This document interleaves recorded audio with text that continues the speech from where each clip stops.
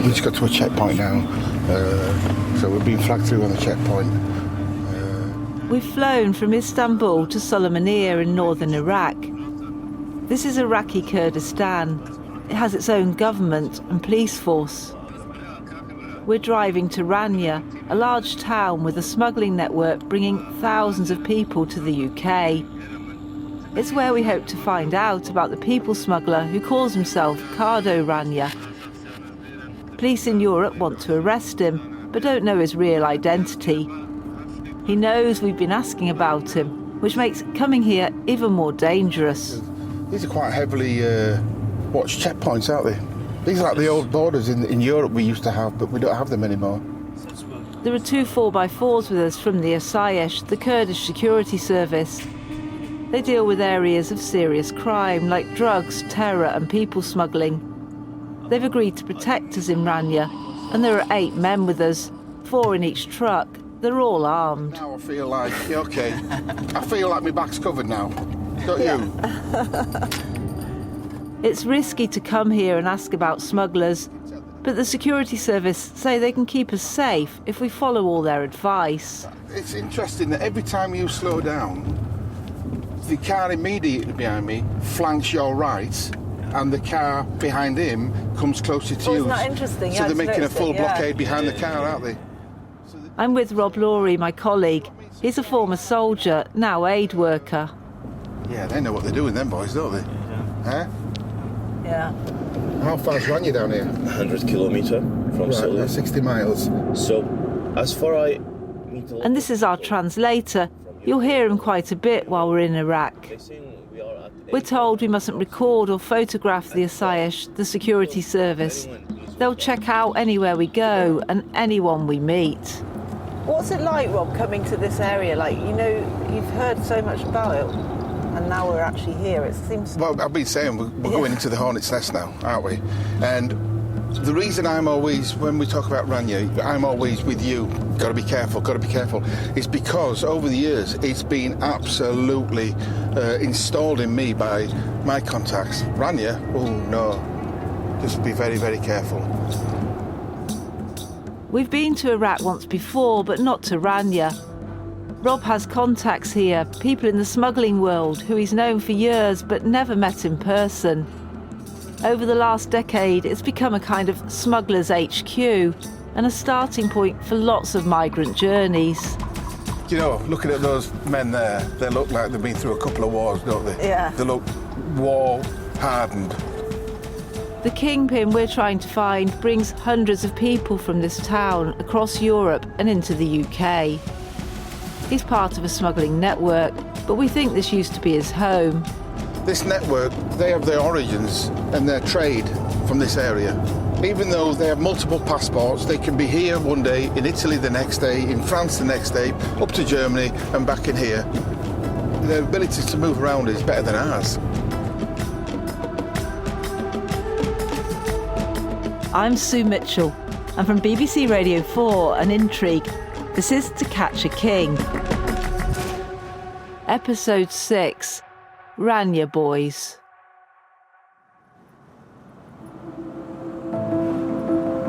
We're kind of in a valley, but not, you know, it's an enormous valley. We've got long, straight roads, wide open spaces. It's hard to describe Iraq.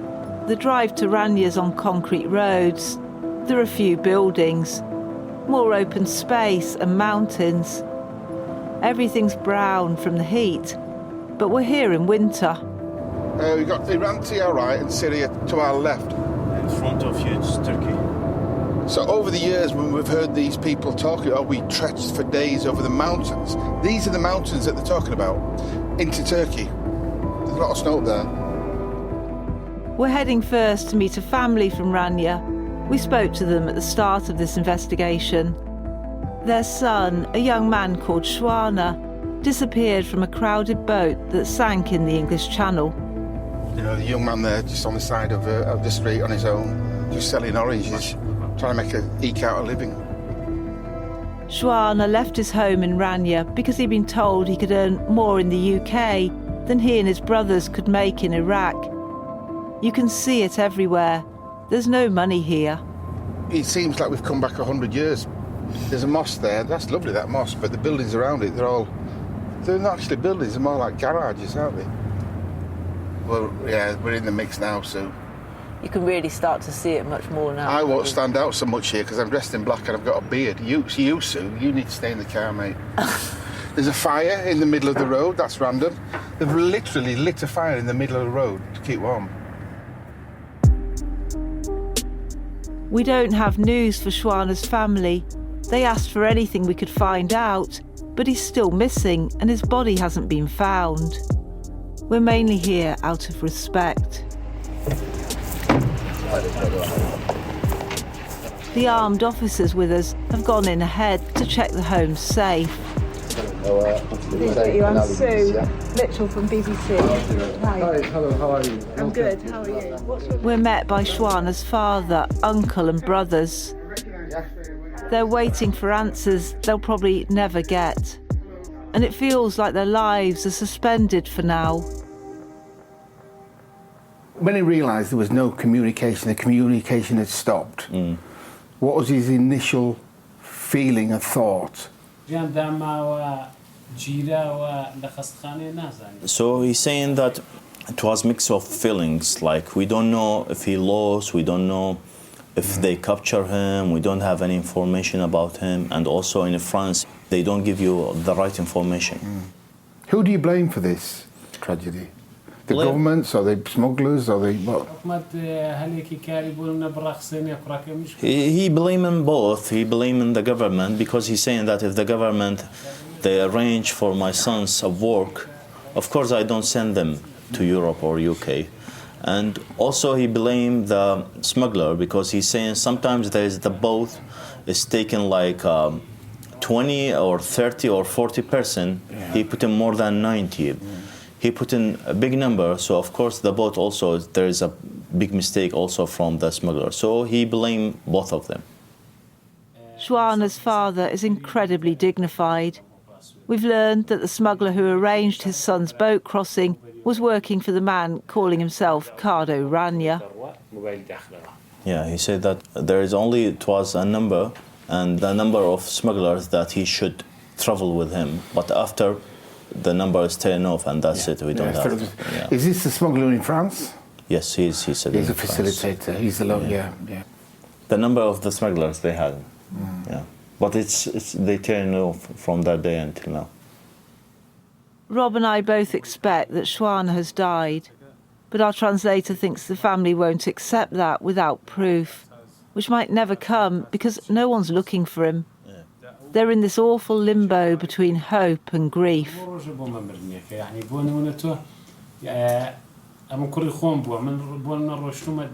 He's saying it's every day, like we dying every day, because even we don't know any information about him. If they say he's died. So until now we dying every day because we don't know if he died or no, or he's still alive.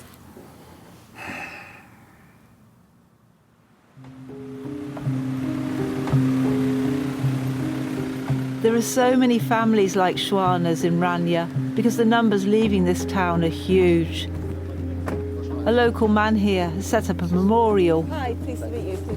It's a run-down concrete office where the walls are covered in photos of everyone from Ranya who's died in boat crossings. He warns people not to do it and helps families to get bodies back if they're found. The security service who are travelling with us know this man, Bakra, because they also protect him. The smuggling gangs know he's bad for business, so there's a reward on offer to anyone who kills him. He published a post on social media and he said, who killed Bakr Ali? I will give him $130,000 and also a visa for Europe. One of he's such a threat. They deem him such a threat. Yes. That a smuggler put a post up saying, anyone who kills him, this man here will get a reward of $130,000 and a visa to Europe. Yes. And on the back of this, he has protection from the security services. Yeah. And all these activities that I'm doing, I'm affecting on the business. business of the smugglers. Yeah. همو مالی مام و آموزا و خشک و براکانم لو منطقه هموشی كاميرا.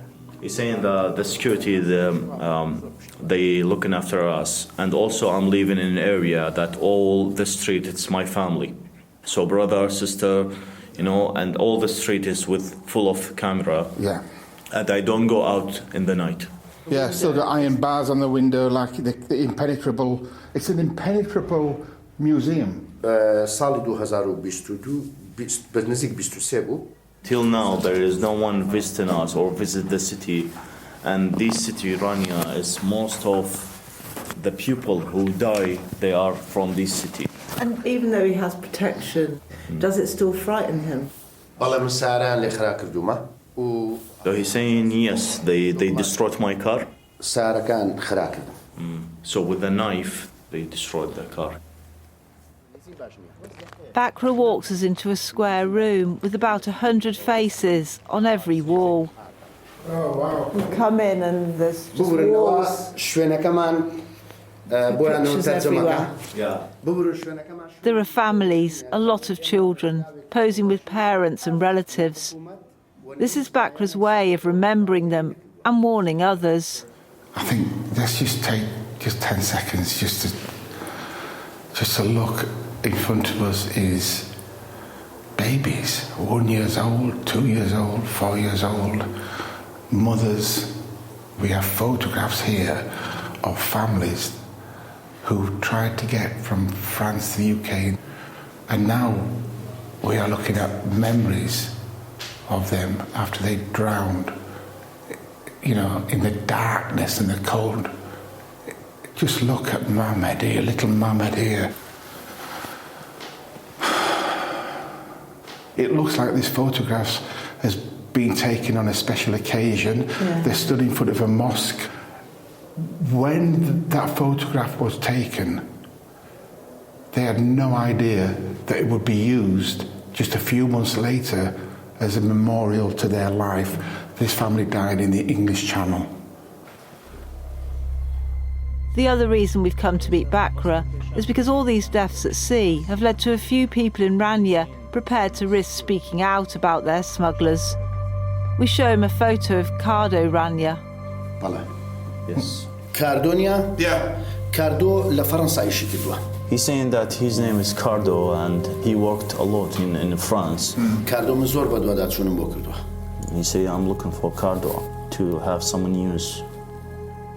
Bakra confirms Kardo Ranya is from here, which is a really helpful piece of information, but he doesn't know his birth name or date, the information he'll be using in his passport. He tells us that Ranya smugglers have opened a new route from Iraq to Europe, overland through Libya. It avoids boat crossings from Turkey to Greece, which are being heavily patrolled. But there have been problems in Libya. He'll try and find out more. من دبي بدو دات شونكي باش بكم بودو زينوي. شكاتك لمالا. He's saying, I will find a way. لشوينا كان خوان لير هاتونو. He's saying there's also some of them who was in France, working in France. They are returning back here in Kurdistan.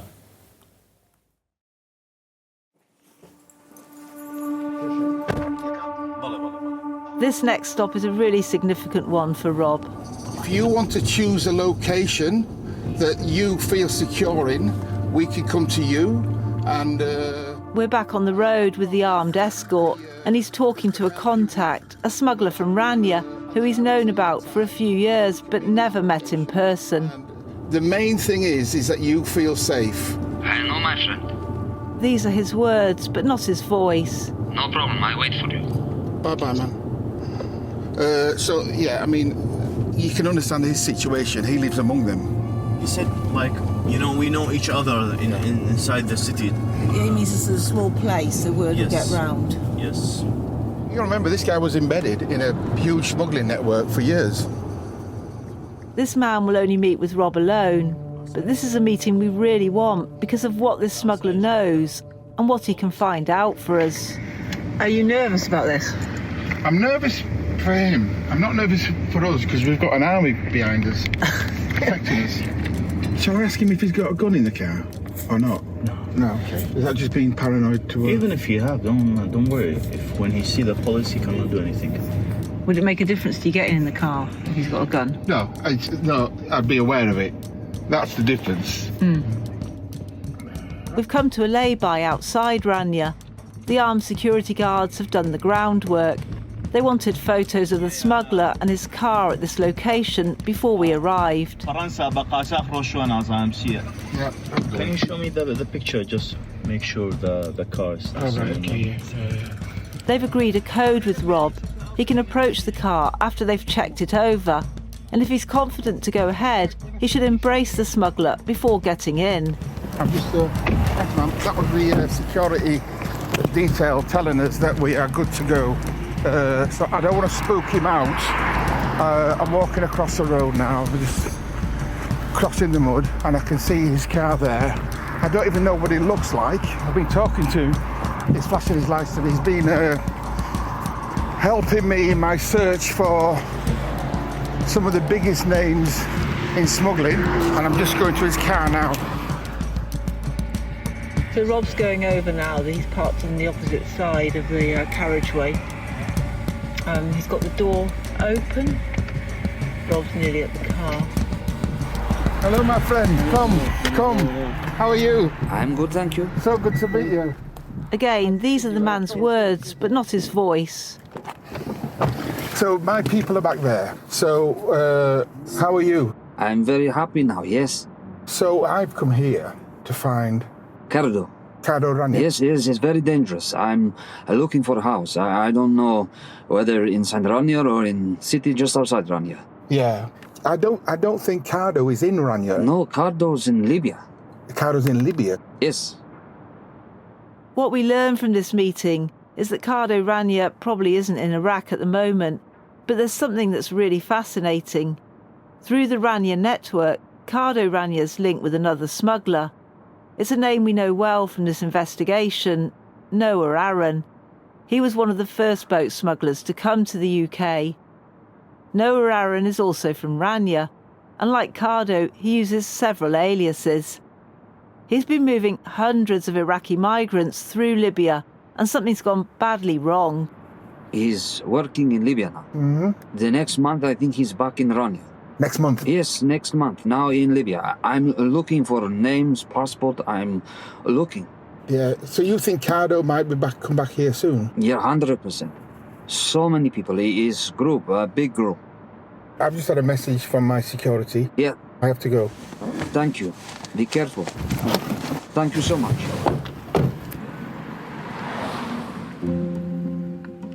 And then, over the next 2 hours, something extraordinary unfolds. It starts with a phone call to a father. The driver is just on the phone to the father whose son is currently in a kidnap for ransom situation. His son was being smuggled from Ranya and went to Libya with Noah Aaron, but he was kidnapped by a local militia along with the whole group. Nobody travels through Libya without help, and much of the country's run by armed groups, local militia that control different territories. One had been hired to help transport the boys, but they've been held for months now. It's a new tactic we've heard about but never seen unfold like this, called kidnap for ransom. He paid him off yesterday. We're hoping to meet the father because he has a lot of information, but also to sort of understand what the family must be going through. Our security escort won't let us go into this man's house, but they pick him up and he's allowed in the armoured 4x4. We have permission now, but I will explain here. Hi. Nice to meet you. I'm Rob. His son was there, Oh, really? In Libya? and they make a surgery for him. Stole his kidney? Sounds like they took his kidney. He's saying, yes, we thinking that. Harvested his kidney. That goes on in Libya. God, that's Basha. terrible. How old is his son? 19. Rob knows from his work that Libya is a route for migrants who travel from Africa to Europe, and organ removal's a growing threat. There's an illegal trade for kidneys, and migrants from the poorest countries are the most vulnerable. The father takes out his phone and zooms in on a photo.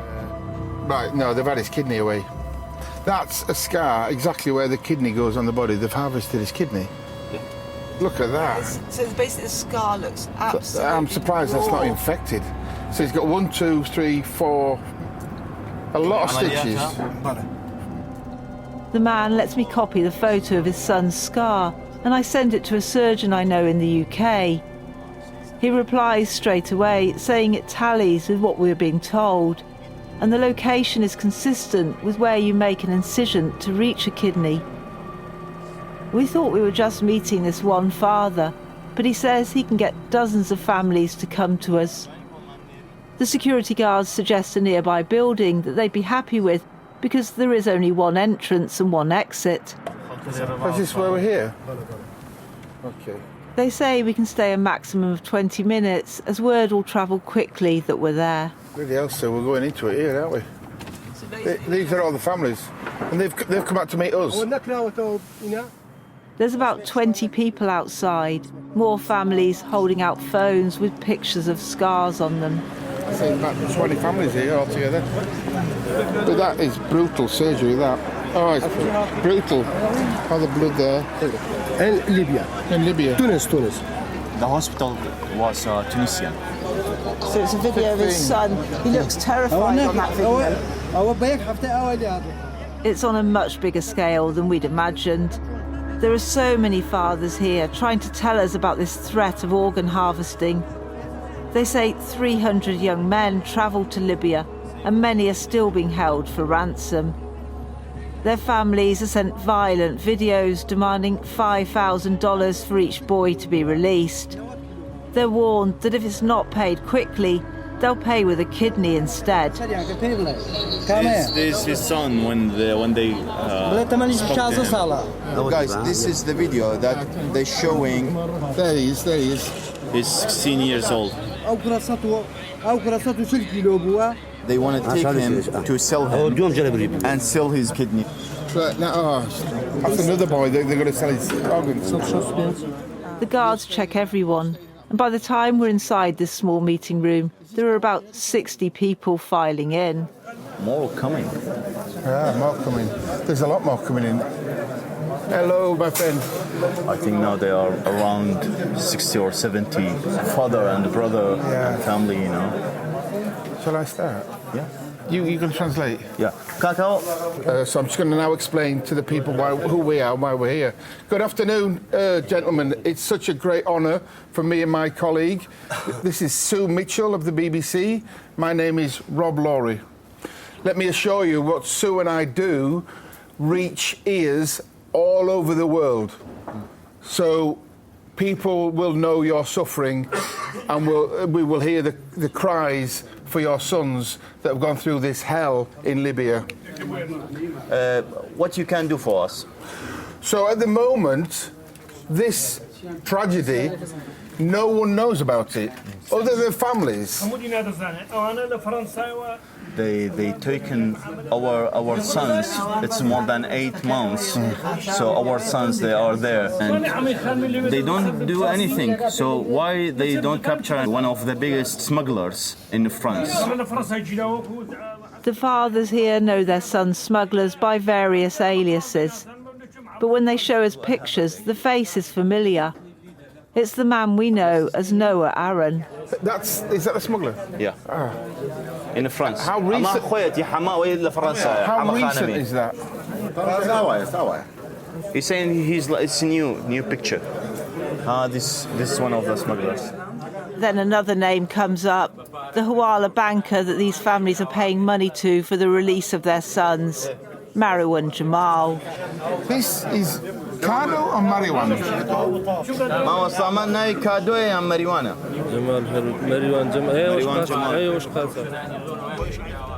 This is really crucial information because, like Kardo Ranya and Noah Aaron, Marwan Jamal is originally from Ranya, this area of Iraqi Kurdistan. Marwan Jamal was thought to be in prison in Iraq. He's on the UK government's sanction list. It was called a landmark action by the British Foreign Office. When politicians spoke about their plans to smash the gangs, this was part of it. To cut off people like Marwan Jamal from doing business or being able to travel by freezing their assets.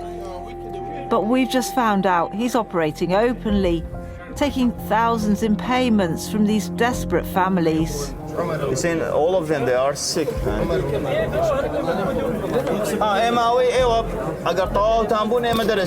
He's saying this is all what we have. We should leave. Yes, yes. We've been here almost 20 minutes and the security guards want us to leave. We're shown more photos on mobile phones on the way out. He's saying for 1 week they didn't give them water. This is his son. They took him for selling. As we leave, a teenage boy arrives. He's made it home from the group in Libya because his family paid the ransom quickly. How did you find the money? By our family, my uncle, my cousin, you know. And I don't want to go to any country again, you know. Yeah. For a long time in Libya, by 6 months in the jail. They wanted to take your organs. Can you tell me about that? Because they want the money. They want money. He say, I want your kidney, your liver, you know. You're scared, frightened? Yeah. My family pay the $5,000. I'm very happy in this moment, you know, to came back. We got a number for the banker, Marwan Jamal, from the parents who said they'd paid money to him. When I call and message to ask about his involvement, he replies saying everything we were told is far from the truth, and he rejects the allegations. In the security car, we ask our translator why families here would ever put their trust in people smugglers. You look at the desperation down here. People want to send their sons off to earn some money, and that's the way of life down here. To us, it's alien, right? We can't make sense of it. Obviously, it's traumatic and terrible, but they have got some responsibility as well. Some of those families with those very young boys, putting them into the hands of people like this. I don't think the family, they imagine it will be like this. What they imagine, like, he will go there from 16 years old. At that point, they thinking that they will have a good life because he will send in some money to them, and also their son, he will be in Europe and he will have a good job with a good family. But do you not think the family has any responsibility, really? Like, in a way, they have caused this great harm to those very young boys. They see as the smugglers first as someone he trying to helping them to take his son from this area to better area. They pay a lot of money, and most of them, they sell their house, they sell their cars to pay to the smugglers. Yeah. We've both slept or tried to sleep before leaving Iraq. We're thinking about the families we met and their sons still held in Libya. I had another lad stood by me, smiling at me. I'd say he's about 17, 18 years old. He rolled his trousers up, and the kidnappers had been burning his skin around his shin. So they used his leg and a hot prod to burn in scars that's going to last forever. That must have been agonising. He sent me a photo last night, one of the boys, of the cell that they were held in. Shall I show you that? Yeah. It's sort of like completely urine stained. So it's like covered in mould. That brings me to this video. Because the family can't pay, he's taken him to a doctor and he's going to have to pay with a kidney. Now watch how they force him in. He's about to headbutt him. Watch this headbutt.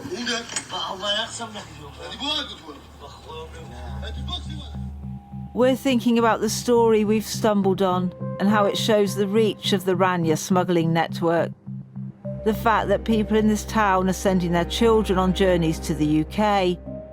But right now, so many of them are being held. And they're being threatened with kidney removal to make money for their captors. We've tried to verify the facts of this as far as possible. On the kidnapping, the Iraqi government confirmed it's using military planes and has already brought back more than 100 of the boys from Libya. The kidney removal's harder to confirm.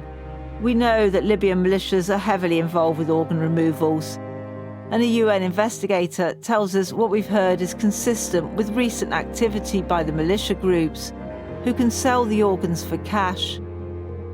Rob has a number of another father in Ranya who knows more. He's been collecting details from the families of the boys. How are you, my friend? How are you? You good? I'm good, thank you. Thank you very much. Oh, great. Thanks for phoning. His own son is 16, and he's just paid to get him back from the Libyan militia. So he's saying that we going from Ranya. When we arrived to Libya, the smugglers given us to a militias. They hand them over? Yeah, it's like a process. They have like a deal between the militia. He believes his son's smuggler, Noah Aaron, is the reason things went wrong, because he owed money to the militia for transporting previous groups of migrants, but wouldn't pay up. When they arrived to the airport, the militias, they've taken them. Like before, the militias, they take 3 groups to Italy, and they arrive to Italy, safety. That's why the militias, they captured these people, and they said, you guys, you should pay us the money that we pay to drop these 3 groups. So the point is that the militia, they doing their job, they taking them to Italy, but the smuggler, he didn't pay the militia. He says that the boys, more than 150 of them, were moved to a jail soon after being handed over to the militia. He's saying that they was in the jail. They have like a jail for themselves. So they have it's not like a police jail, like a prison. It's like a militia. It's militia, yeah. It's militia jail. It's own jail, like the militia's jail. His 16-year-old son tells us what conditions were like in there. It was so cramped, everyone had to sleep sitting up. We was 155 person in a room like 3x4. Whoa. Yeah. And how often were they allowed out? He's saying we staying there for 6 months. They didn't take us out. Like they didn't take them. They didn't see, as he's saying, we didn't see the sun for 6 months. We are 155 person, like we use in one toilet, and you have a time. If you take more time, they will beating you. What we've learned in 24 hours in Iraq is the normal ambivalence some people have about smugglers here has turned to real anger. If Noah Aaron doesn't get these boys home soon, it could bring lots of unwanted attention for him and others like Kardo Ranya. One of the parents has been looking into places where Noah Aaron might live. He say like he have like 2 vehicles in front of his house, a lot of houses in Sully, in Erbil. So he making big money. And he was in Libya, in France. And in Britain. La Britannia she شكرت? Yeah, he say he in British also. He's between France and UK. Does he come back and forth to France? So he's saying we don't have this information because, as you know, he is smuggler and he's jumping from city to city, country to country, and he's dangerous man, and also he don't have any small things of humanity. Like that's why we don't have any information about where he's staying, where his house, so no one know. Like a ghost, you know. Like a ghost. And no one know about them.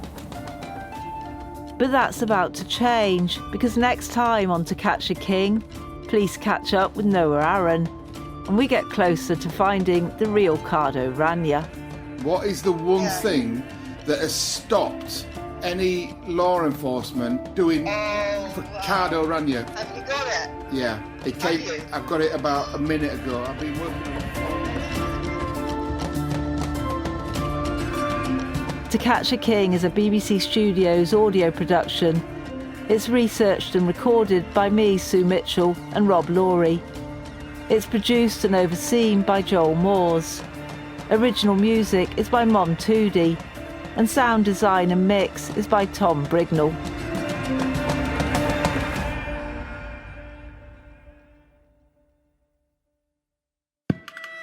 After Anthony Easton's father passes away, he goes through his dad's old suitcase.